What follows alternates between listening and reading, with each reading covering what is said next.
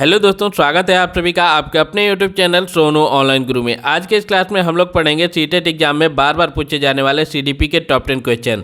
ये सारे प्रश्न बहुत ही ज़्यादा इंपॉर्टेंट हैं और सीटेट एग्जाम के प्रीवियस ईयर की परीक्षाओं में बार बार पूछे जाने वाले प्रश्न हैं। तो सीटेट एग्जाम में सीडीपी के कैसे कैसे प्रश्न पूछे जाते हैं, आइए देखते हैं। देखिए, पहला क्वेश्चन है आप लोगों के लिए। तो देखिए, यहाँ पर बालकों के व्यक्तिगत विकास की बात हो रही है। व्यक्तिगत विकास को लेकर यहाँ पर ऑप्शन दिए गए हैं। तो बालकों के व्यक्तिगत विकास से रिलेटेड इसमें से कौन सा ऑप्शन चाहिए, ये आप लोगों को सेलेक्ट करना है। तो देखिए, पहला ऑप्शन कहता है कि बालकों के व्यक्तिगत विकास के लिए विकासात्मक प्रतिमानों को उद्धत करके सटीकता से व पक्के तौर पर भविष्यवाणी की जा सकती है। दूसरा ऑप्शन कहता है कि बालकों के व्यक्तिगत विकास के लिए पूर्वानुमान बिल्कुल नहीं लगाया जा सकता है। तीसरा ऑप्शन कहता है कि बालकों के व्यक्तिगत विकास के लिए कुछ हद तक पूर्वानुमान लगाया जा सकता है, परंतु सभी बच्चों के विकास की दर अलग अलग होती है।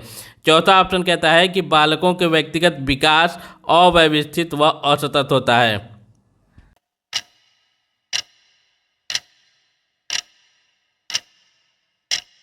आपका सही जवाब होगा ऑप्शन नंबर 3। बालकों के व्यक्तिगत विकास के लिए कुछ हद तक पूर्वानुमान लगाया जा सकता है, परंतु सभी बच्चों के विकास की दर अलग अलग होती है। क्वेश्चन नंबर 2, निम्नलिखित में से कौन सा कथन सही है? आपके ऑप्शन है, पहला ऑप्शन है आपका विकास क्रमबद्ध नहीं होता है। दूसरा ऑप्शन है विकास अव्यवस्थित होता है। तीसरा ऑप्शन है विकास एक सतत प्रक्रिया है। और चौथा ऑप्शन है विकासात्मक प्रतिमान सांस्कृतिक परिवेश से प्रभावित नहीं होते हैं।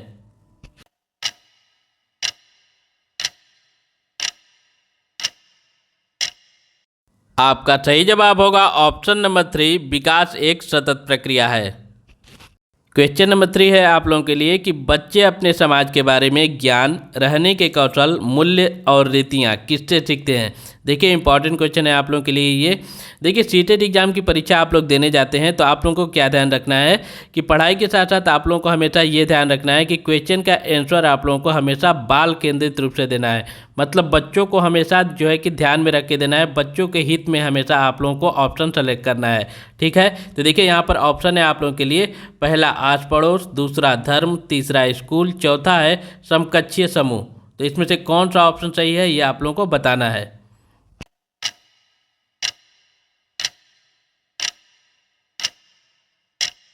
तो आपका सही जवाब हो जाएगा ऑप्शन नंबर 4, 1, 2, 3, 4। ये चारों ऑप्शन जो हैं बिल्कुल सही हैं। बच्चे अपने समाज के बारे में इन सभी जगहों से सीखते हैं। क्वेश्चन नंबर 4, जीन पियाजे के सिद्धांतों के अनुसार अनुकूलन किन दो मूल प्रक्रियाओं को समाहित करता है? जीन पियाजे से रिलेटेड सारे क्वेश्चन बहुत ही ज़्यादा इंपॉर्टेंट होते हैं सीटेट एग्जाम के लिए। ठीक है, तो देखिए आपके ऑप्शन है, पहला समायोजन व समावेशन, दूसरा है संतुलीकरण एवं संगठन, तीसरा है समायोजन एवं संतुलीकरण, चौथा है समावेशन एवं संगठन।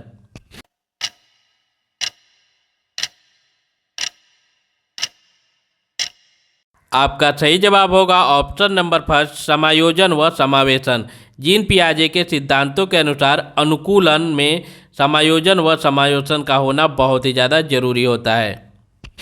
क्वेश्चन नंबर 5, जीन पियाजे के संज्ञानात्मक विकास के किस स्तर पर बच्चे लंबाई व भार जैसे गुणात्मक आधारों पर वस्तुओं को व्यवस्थित कर पाते हैं, परंतु अमूर्त संरचनाओं की संक्रियात्मकता में कठिनाई महसूस करते हैं? आपके ऑप्शन है, पहला संवेदी चालक अवस्था, दूसरा पूर्व संक्रियात्मक अवस्था, तीसरा मूर्त संक्रियात्मक अवस्था, चौथा अमूर्त संक्रियात्मक अवस्था।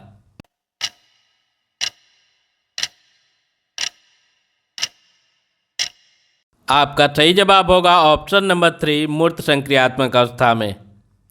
क्वेश्चन नंबर 6, लेव वाइगोत्स्की के सिद्धांतों के अनुसार व्यक्तिगत वाक। तो सबसे पहले हम लोग ये जान लेते हैं कि लेव वाइगोत्स्की ने कौन सा सिद्धांत दिया था। तो लेव वाइगोत्स्की ने सामाजिक सांस्कृतिक सिद्धांत दिया था।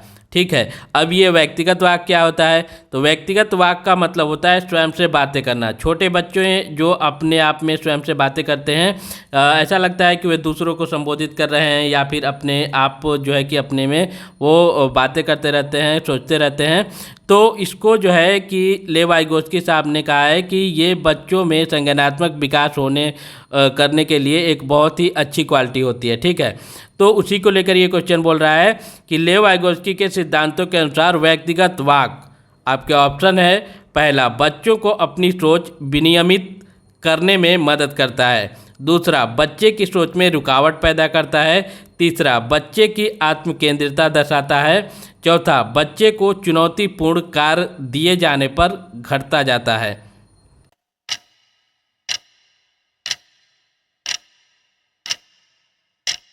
आपका सही जवाब होगा ऑप्शन नंबर फर्स्ट, बच्चे को अपनी सोच विनियमित करने में मदद करता है। लेव वाइगोत्स्की जी के अनुसार व्यक्तिगत वाक्य जो होता है वो बच्चे को अपनी सोच विनियमित करने में मदद करता है। क्वेश्चन नंबर 7, लेव वाइगोत्स्की के अनुसार शिक्षक बच्चे के अधिगम में किस प्रकार मदद कर सकते हैं। आपके ऑप्शन है पहला, उपयुक्त इनाम देकर। दूसरा, सख्त सजा देकर। तीसरा, मदद की मात्रा व स्वरूप में बदलाव करके। चौथा, उन्हें ब्लैक बोर्ड के सारे उत्तर नकल करवाकर।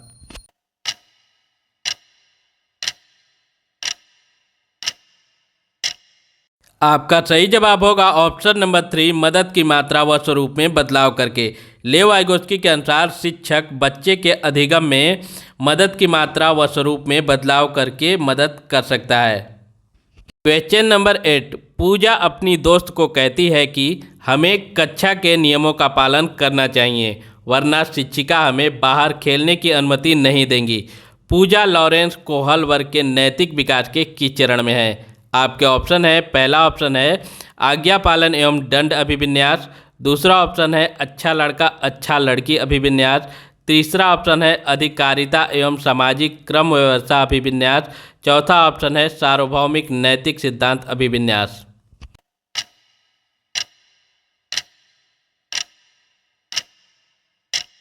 आपका सही जवाब होगा ऑप्शन नंबर फर्स्ट, आज्ञा पालन एवं दंड अभिविन्यास।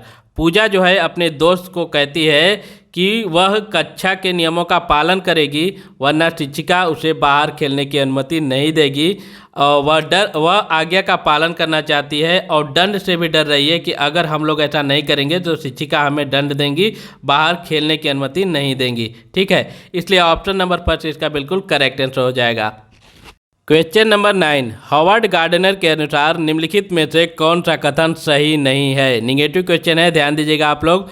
आपके ऑप्शन है पहला ऑप्शन कहता है कि बुद्धिमत्ता एक स्थिर एवं अस्थायी विशिष्टता है। दूसरा ऑप्शन है बुद्धिमत्ता को परिपोषित व विकसित किया जा सकता है। तीसरा ऑप्शन है बुद्धिमत्ता किसी एक सामान्य खंड से हावी नहीं होती अपितु कई प्रकार की होती है। चौथा ऑप्शन है बुद्धिमत्ता को एकाकी आयाम में सहबद्ध नहीं किया जा सकता।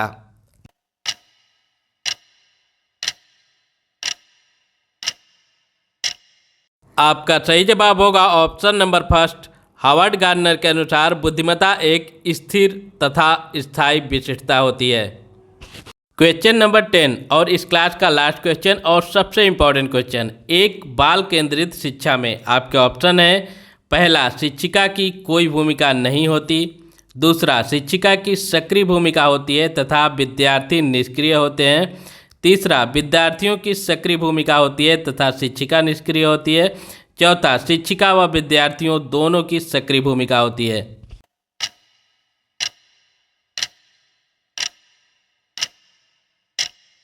आपका सही जवाब होगा ऑप्शन नंबर 4, शिक्षिका व विद्यार्थियों दोनों की सक्रिय भूमिका होती है। ठीक है, बाल केंद्रित शिक्षा का मतलब होता है कि शिक्षक और विद्यार्थी दोनों का उस कक्षा में जो है कि सक्रिय भूमिका होनी चाहिए।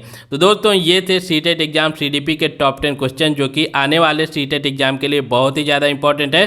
तो आपको हमारी ये छोटी सी क्लास कैसी लगी कमेंट बॉक्स में जरूर बताइएगा। वीडियो अच्छी लगी तो वीडियो को लाइक कीजिएगा, शेयर कीजिएगा और चैनल पर नए हैं तो चैनल को सब्सक्राइब कर लीजिएगा।